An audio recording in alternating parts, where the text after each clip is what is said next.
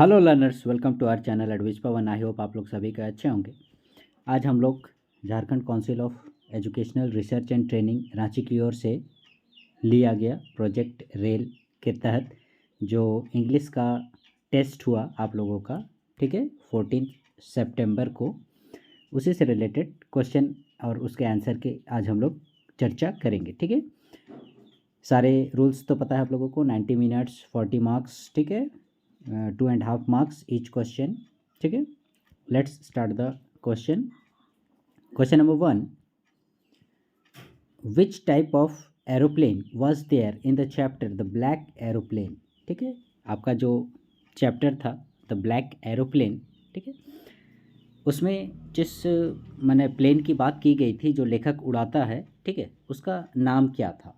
Boeing 787, Douglas DC-3, Dakota DS-088 और Learjet 23। ठीक है, तो इसका राइट आंसर हो जाएगा आप लोगों का डकोटा DS-088। ठीक है, ऑप्शन सी ये हो गया आप लोगों का करेक्ट आंसर, डकोटा DS-088। ठीक है, then second, whom did Anne Frank address as the most unpredictable creatures of the earth। ठीक है, क्वेश्चन ध्यान से समझने की कोशिश कीजिएगा।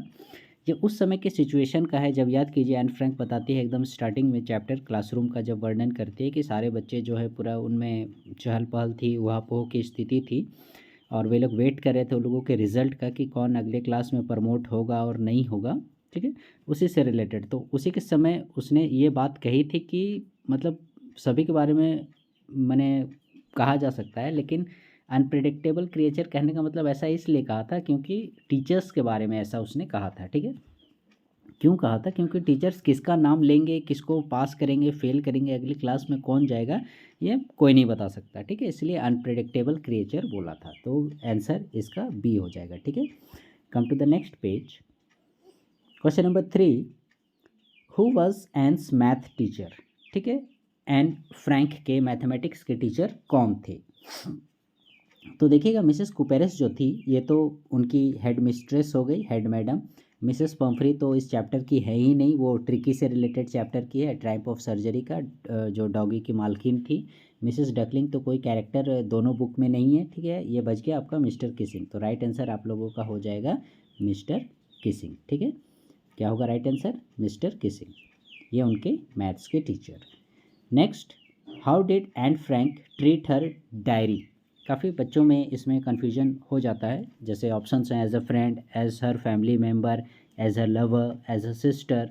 बहुत सारे बच्चों को डाउट होता है एज अ क्या बोलते हैं, फैमिली मेम्बर के रूप में। ठीक है, लेकिन फैमिली मेम्बर नहीं होगा, राइट आंसर होगा एज हर फ्रेंड। ठीक है, एज हर फ्रेंड। और याद कीजिए, अपने फ्रेंड को जैसे हम लोग फ्रेंड को मतलब अच्छे नामों से, प्यार के नामों से बुलाते हैं, उसी तरह से उसने अपनी डायरी का नाम भी मेंशन किया है। क्या? That is kitty. उसने अपनी डायरी का किटी नाम दिया था, दोस्त के रूप में वो उसे ट्रीट करती थी। Next, how was Ausable different from other secret agent. Ausable chapter से रिलेटेड है। ठीक है, जो मेन कैरेक्टर था इसका ओसाबेल, ये कैसे दूसरे सीक्रेट एजेंट से डिफरेंट है, पूछ रहा है क्वेश्चन। ठीक है, ही वॉज क्लमसी, ये सही है। He had an unusual accent, ये भी सही है, यानी कि वो मतलब दूसरे टाइप की भाषा, कहने का मतलब हम लोग जैसे साउथ इंडियन बोलते हैं। ठीक है, साउथ इंडियन लोग हिंदी कैसे बोलते हैं, जैसे काना काया, नाक से बोलते हैं। ठीक है, तो वही अनयूजुअल एक्सेंट उसी प्रकार का उसका भी था, लैटिन अमेरिकी। ही वॉज फैट, ये तो था ही, तो दैट मीन्स तीनों सही है, तो इसका राइट आंसर डी होगा। ठीक है, ऑल ऑफ दीज। ठीक है, इसका right answer all of these हो गया, यानी सभी कैरेक्टर्स सही हैं। देन हु वाज फॉलर, इस क्वेश्चन में मैक्सिमम स्टूडेंट्स गड़बड़ करते हैं, और ऐसे भी टीचिंग के दौरान भी आप लोगों को बता दिया जाता है कि इसमें बहुत कोई धोखा खा जाते हैं। फॉलर का जब उसके बारे में पूछा जाता है तो मैक्सिमम जो स्टूडेंट्स होते हैं उनको डाउट होता है सीक्रेट एजेंट, वो इसे सही मानते हैं। ठीक है, लेकिन एक्चुअली में जो है वो ओसाबेल के साथ जो आया था वो फॉलर था। ठीक है, ए यंग रोमांटिक राइटर। ठीक है, वो कुछ मतलब लिखने वाला था, राइटर था। ठीक है, right answer a young romantic writer. 7, what did people think about Horace Denby. लोग जो हैं हॉरेस डेनबी के विषय में क्या सोचते थे? What did people think about Horace Denby? He was dishonest, वो बेईमान है। ही वॉज मिस्टीरियस, वो मिस्टीरियस है। ही वॉज ए थीफ, वो चोर है। ही was a good and honest citizen. तो देखिएगा इसका राइट आंसर हो जाएगा he was good and honest citizen. ठीक है, कैसे? वो जो है एक अपनी मतलब सोसाइटी में अच्छी इमेज बनाया था, ताला चाबी वगैरह बनाने का काम करता था हॉरेस डेनबी। 50 ईयर्स आसपास के उम्र थी। He was a good and honest citizen. ठीक है, ऐसी छाप थी उसका। Come to the next question number 8। What was Horace Danby's passion? Horace Danby का क्या पैशन था? Collecting music albums? No. Collecting artifacts? No. Collecting rare and expensive books? Right. ठीक है, तो इसका राइट आंसर हो जाएगा option number C, collecting rare and expensive books. बहुत महंगी महंगी और दुर्लभ किताबों का संग्रह करना पढ़ना उसे उसका शौक था। ठीक है, question number 9। Where did Amanda wish to live as a sole inhabitant? ठीक है, सोल इनहेबिटेंट, इनहेबिटेंट मतलब निवासी, सोल मतलब एकमात्र प्राणी बोल सकते हो। ठीक है, तो कहाँ वो रहने की, मतलब वो अकेले रहने की कामना करती है। ठीक है, कि मैं वहाँ पर अकेली रहूँगी, वहाँ के अकेली निवासी में रहूँगी। ठीक है, तो इसका राइट आंसर हो जाएगा ऑन द स्ट्रीट्स, नहीं, स्ट्रीट में नहीं। इनर लाइफ नहीं, इनर हाउस नहीं। Right answer is option number D. ठीक है, इन ए लैंग्वेज एमराल्ड सी। ठीक है, यानी ग्रीनिश कलर का समुद्र देखोगे, हरा हरा कलर का दिखता है, तो वही एमराल्ड सी का वो अकेला निवासी बनना चाहती है। ठीक है, मतलब वो इमेजिन करती है क्या चीज़ का? मरमेड का। ठीक है, यानी जलपरी का, वो जलपरी बनना चाहती है। ठीक है, in a language emerald sea. Poetry पढ़ी होगी तो आपको ज़रूर ये चीज़ याद आएगा।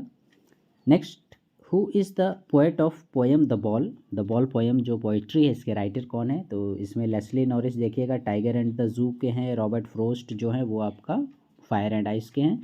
तो ऑप्शन मेरा बच गया option number A, that is John Berryman.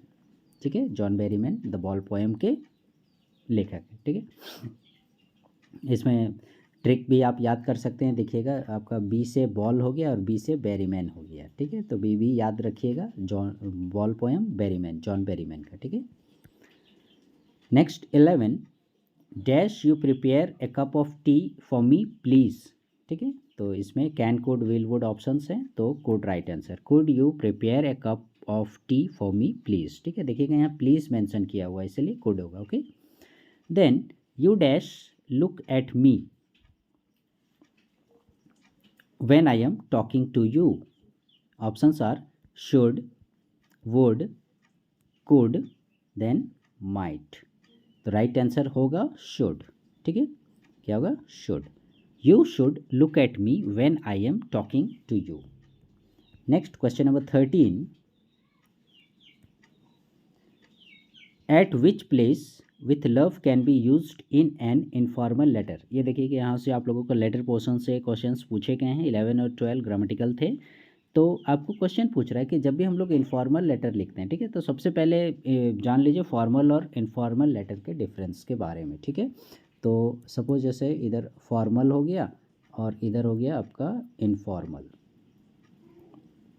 तो जितने भी हमारे ऑफिशियल लेटर होते हैं, ठीक है, ऑफिस से रिलेटेड, वो सारे आपके फॉर्मल लेटर में आते हैं। ठीक है, जैसे आपका हेडमास्टर को लिखना हुआ, या फिर किसी संस्था को हुआ, कोई माने म्यूनसिपाल्टी को हुआ। ठीक है, म्यूनसिपाल्टी हो गया, कमिश्नर हो गया, इस प्रकार से मतलब ऑफिस से रिलेटेड कुछ भी लेटर्स होते हैं वो फॉर्मल होते हैं।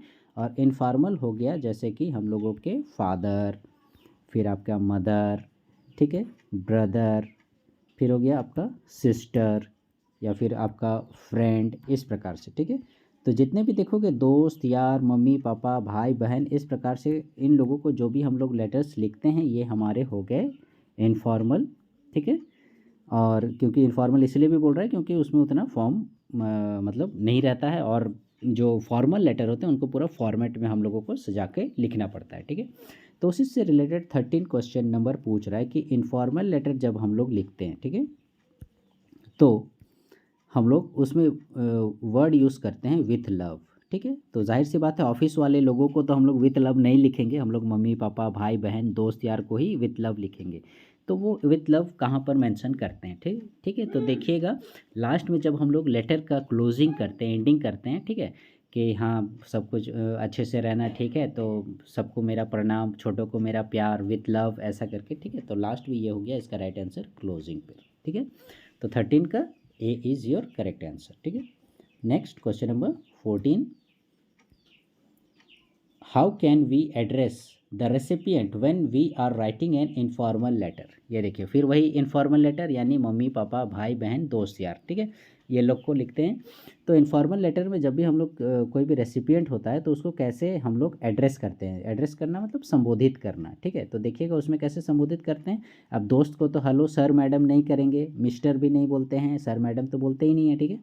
तो इसलिए इसका राइट आंसर एक ही बच गया, दैट इज़ माय डियर। जैसे my dear friend, my dear brother, my dear Sonu, ठीक है, डियर फादर, डियर मदर, ऐसे करके प्रिय, ठीक है। तो ये इनफॉर्मल लेटर हो गया। Next 15, where do you put the date when writing a formal letter. ये देखिए अब हम लोग जो डेट मेंशन किए थे, करते हैं फॉर्मल लेटर में, वो कहाँ पर मेंशन करते हैं, at the end of the letter, below the address, या फिर in the top left hand corner, या नन ऑफ दीज। तो इसमें देखिएगा थोड़ा कंट्रोवर्शियल है। मैक्सिमम जो है हम लोग इसमें जो डेट मेंशन करते हैं वो बिलो द एड्रेस, ठीक है। मान लीजिए सपोज़ कोई फॉर्मल लेटर है, मान लीजिए एडिटोरियल लेटर ही है, ठीक है, तो हमने देखिएगा द टू द एडिटर या इस प्रकार से लिखा, या अपना एड्रेस जो भी लिखा, ठीक है, उसके बाद हम लोग डेट मेंशन करते हैं, उसके बाद द एडिटर करके हम लोग मेंशन करते हैं, ठीक है। या फिर कोई भी ऑफिस का एड्रेस या म्यूनसिपल कमिश्नर को ही लिखना रहा तो आप देखिएगा हम लोग उसी तरह से लिखते हैं, ठीक है, द म्यूनसिपल कमिश्नर रांची, ऐसे करके, और उसके बाद फिर यहाँ पर डेट मेंशन करते हैं, ठीक है। और उस डेट का हमने फॉर्मेट भी बताया था, ठीक है, कि आप लोग हमेशा जो डेट लिखिएगा इस प्रकार से, जैसे आज मतलब जिस दिन एग्ज़ाम हुआ 14 सितंबर आपका 2023, ओके, इस ये डेट फॉर्मेट मेंशन करते हैं, ठीक है। तो मैक्सिमम में बिलो द एड्रेस यूज़ करते हैं, लेकिन कुछ एक जो आप लोगों के ऑफिशियल लेटर्स होते हैं उनमें आप लोगों का एट द कहाँ गया, हाँ ये वाला, इन the top left hand corner, यानी सबसे ऊपर में बाईं साइड में भी डेट मेंशन किया जाता है बहुत सारे ऑफिशियल लेटर्स में, ठीक है। तो ये कंट्रोवर्शियल है थोड़ा, लेकिन फिर भी हम लोग मैक्सिमम को लेकर चलेंगे, तो मैक्सिमम में आप लोगों का बिलो द एड्रेस आता है, okay. Next, select the informal type of letter from the given option, ठीक है। तो इन ऑप्शंस में से जो इनफॉर्मल टाइप का लेटर है उसको आप लोगों को सेलेक्ट करना है। इनफॉर्मल हमने पहले ही बता दिया, मम्मी पापा भाई बहन दोस्त यार, ये लोग अंकल आंटी ये सब भी आ जाएंगे। तो कैंसिलेशन ऑफ ऑर्डर, अब मम्मी पापा लोग को तो ऑर्डर देंगे नहीं, ऑफिस का हो गया तो ये तो नहीं होगा। जॉब एप्लीकेशन, मम्मी पापा को जॉब का तो एप्लीकेशन देंगे नहीं। लेटर टू एडिटर, ये तो न्यूज़पेपर का हो गया। तो ये सारे हो गए मेरे फॉर्मल, ठीक है। तो एक ही बच गया मेरा, हमको पूछ क्या रहा है, इनफॉर्मल टाइप, ठीक है। तो that is letter to mother, ये राइट आंसर हो जाएगा आप लोग को, ठीक है। सो लर्नर्स, ये थे आप लोगों के आज के 16 important multiple choice question that is related to the project rail held on 14th September 2023, ठीक है। So learners, please stay connected with our channel Advish Pawan and please like, share, subscribe our channel. Thank you.